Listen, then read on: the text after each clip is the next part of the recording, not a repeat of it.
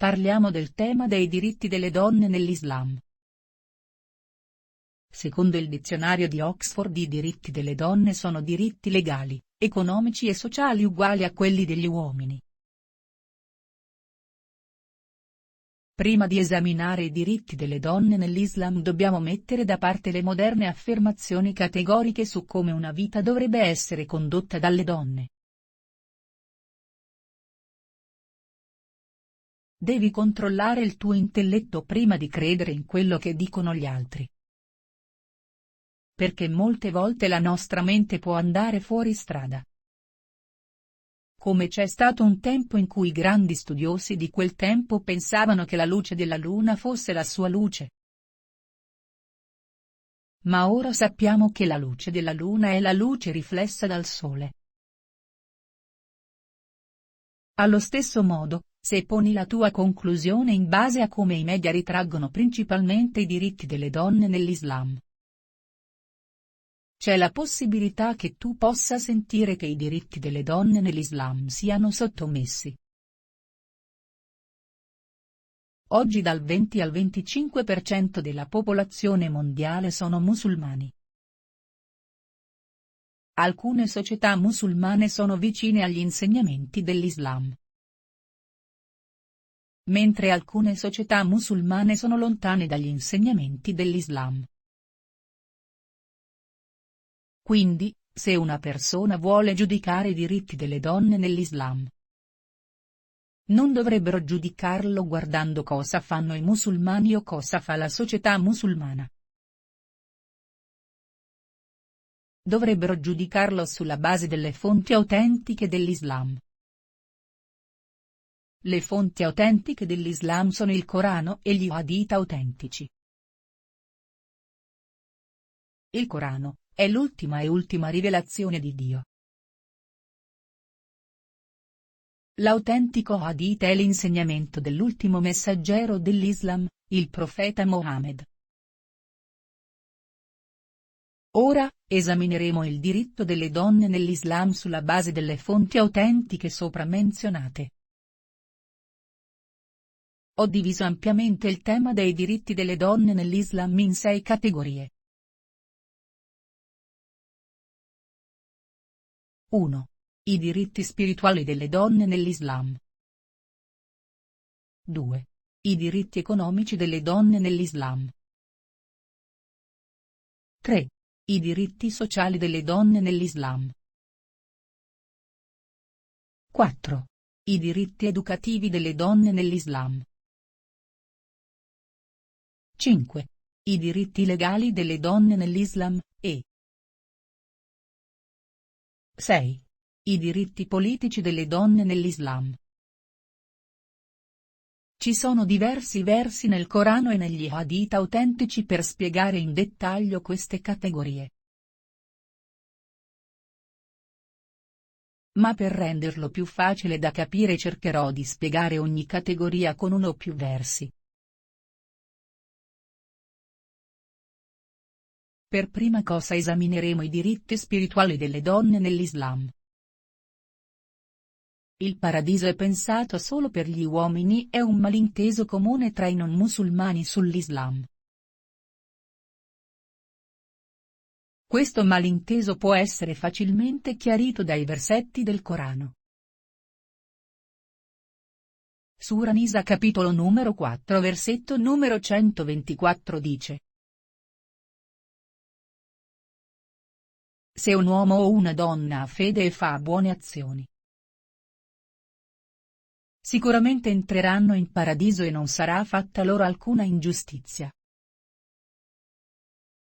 Leggendo il versetto sopra, veniamo a sapere che i doveri spirituali di uomini e donne nell'Islam sono gli stessi.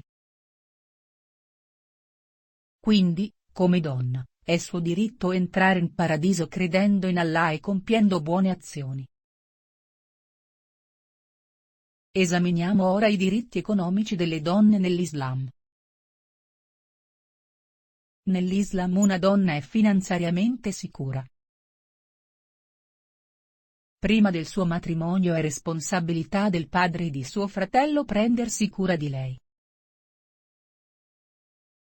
Dopo il suo matrimonio è responsabilità del marito e del figlio prendersi cura di lei. Nella Sura Nisa capitolo numero 4, il verso numero 34 è menzionato. Gli uomini sono i custodi delle donne ed è loro responsabilità sostenerle finanziariamente. Inoltre, Sura Nisa capitolo numero 4 versetto numero 4. Dice: dai alle donne che stai per sposare, una dote in dono. Durante il matrimonio la sposa riceverà un regalo sotto forma di denaro o possesso dallo sposo. Il nome di questo dono dato dallo sposo si chiama Mahr.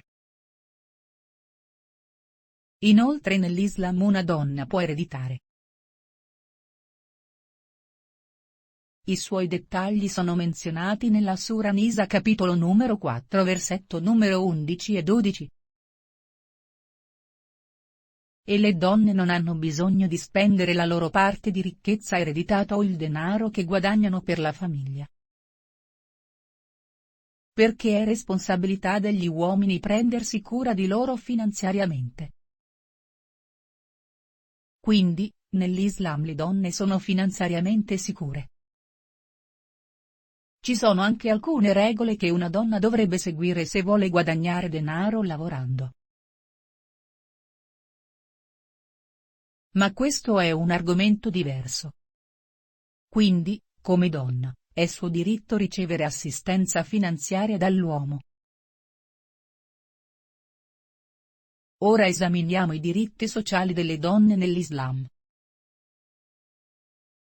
Ho ulteriormente suddiviso i diritti sociali delle donne nell'Islam in 4 sottocategorie. 1.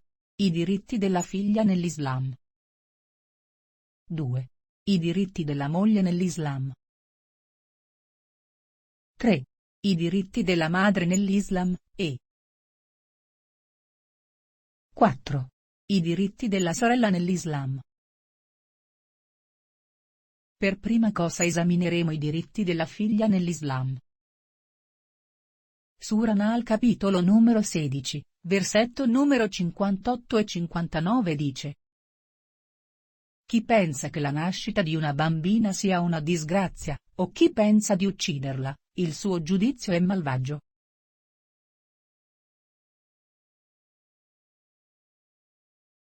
C'è un autentico hadith in Sunan Ibn Majah hadith numero 3670. Là il profeta Mohammed ha detto: ogni uomo che alleva 2 figlie con amore e affetto, entrerà in paradiso. Quindi come figlia è un suo diritto, essere cresciuta con cura e affetto dai suoi genitori. Ora esamineremo i diritti della moglie nell'Islam. Sura Nisa capitolo numero 4 versetto numero 21 dice: il matrimonio è un contratto sacro tra il marito e la moglie. E secondo Sura Nisa capitolo numero 4 versetto numero 19. Il permesso della sposa è obbligatorio per il matrimonio. Inoltre, dice Sura Nisa capitolo numero 4 versetto numero 19.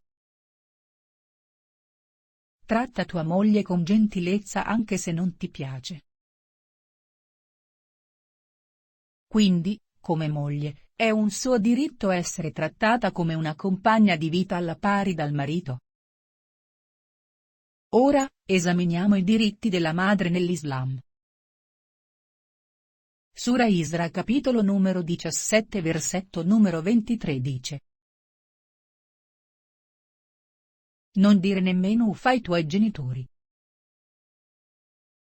Inoltre, in Sura An'am capitolo numero 6 versetto numero 151 dice: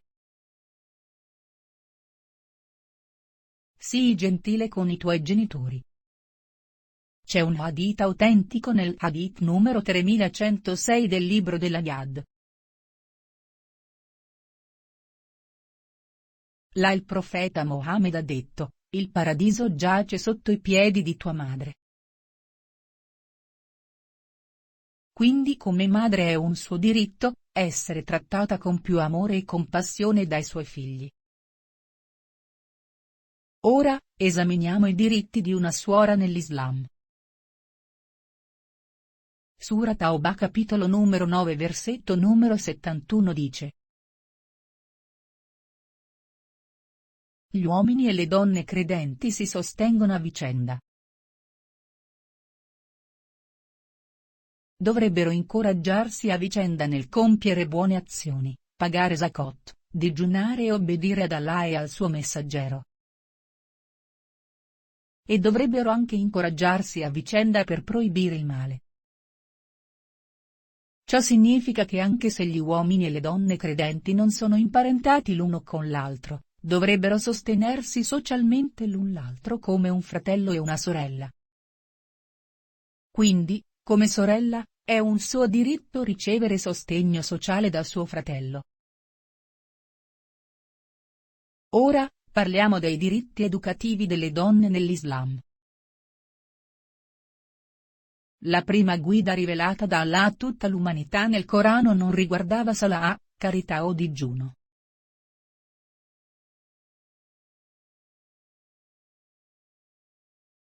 Ma si trattava di Iqra. Iqra significa leggere, proclamare, ripetere. Il Corano dice questo nella Sura Iqra capitolo numero 96, versetto numero 1. Quindi la prima guida data da Allah nel Corano è stata leggere. Era destinato sia a maschi che a femmine. Inoltre, dice un autentico hadith di Ibn Majah hadith numero 224.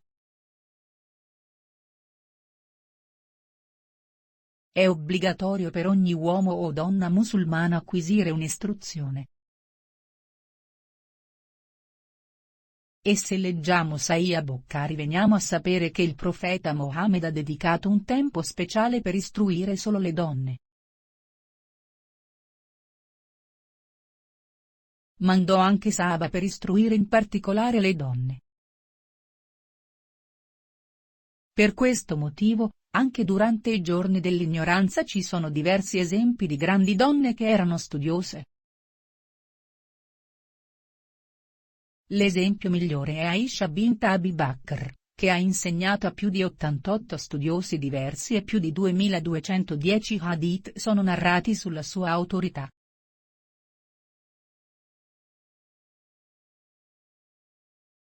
Un altro esempio è Salma, considerata la donna più intellettuale e colta.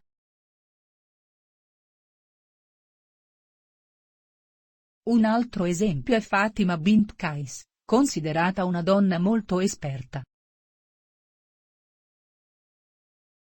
Un altro esempio è Safiya, considerata la donna più intellettuale. Un altro esempio è Sulaim, considerata un'autorità e una donna intelligente.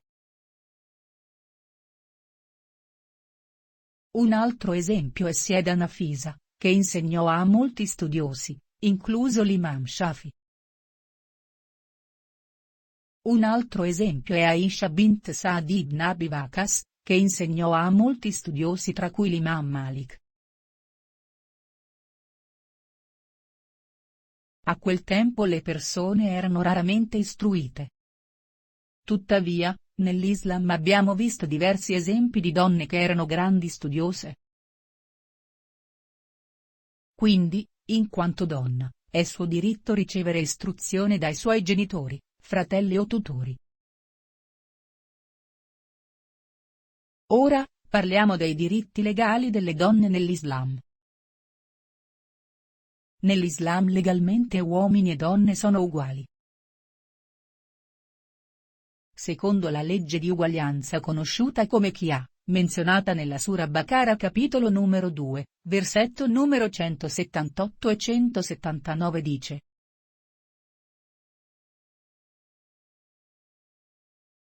La punizione è la stessa per entrambi per lo stesso crimine. Ad esempio, se un uomo uccide una donna quell'uomo viene condannato a morte e se una donna uccide un uomo quella donna viene condannata a morte. Inoltre, il versetto numero 5 del capitolo Sura Meia è di 38 giorni. Se un ladro si dimostra colpevole, sia che si tratti di un uomo o di una donna, la sua mano dovrebbe essere tagliata. Inoltre, dice Sura Nur capitolo numero 24 versetto numero 2: se un fornicatore è dimostrato colpevole, che si tratti di un uomo o di una donna, dovrebbero ricevere 100 fruste come punizione.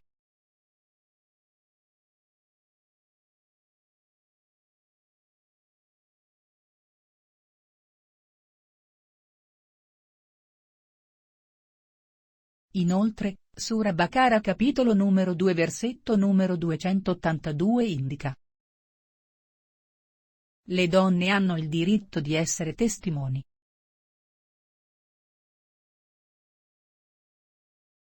Inoltre, dice la Sura Nur capitolo numero 24 versetto numero 4. Se qualcuno fa un'accusa contro la castità e la modestia di una donna e non porta 4 testimoni, date loro 80 fruste come punizione.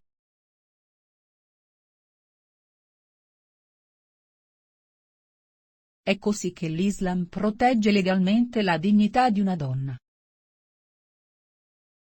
Quindi, come donna, è suo diritto essere dignitosa e trattata allo stesso modo dalla legge. Ora, parliamo dei diritti politici delle donne nell'Islam. Per spiegare l'autorità politica delle donne nell'Islam, racconterò un incidente accaduto durante il regime di Umar, il secondo califfato dell'Islam.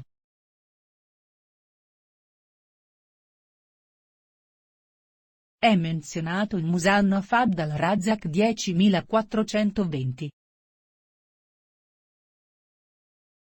Durante una discussione sul mar nel masjid,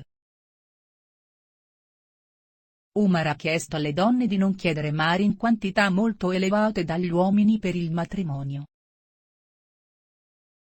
A quel tempo una signora dell'ultima fila del masjid si oppose a questo. E ha fatto riferimento alla Sura Nisa capitolo numero 4 versetto numero 20. E lei ha chiesto: quando Allah non ha posto un limite superiore a mar, perché Umar avrebbe chiesto loro di porre un limite superiore?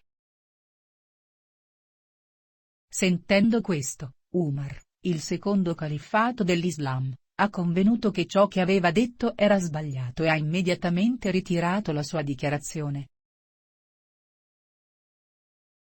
Dall'esempio sopra possiamo vedere che una donna normale dell'ultima fila del masjid ha obiettato alla violazione della Costituzione ed è stata immediatamente riconosciuta.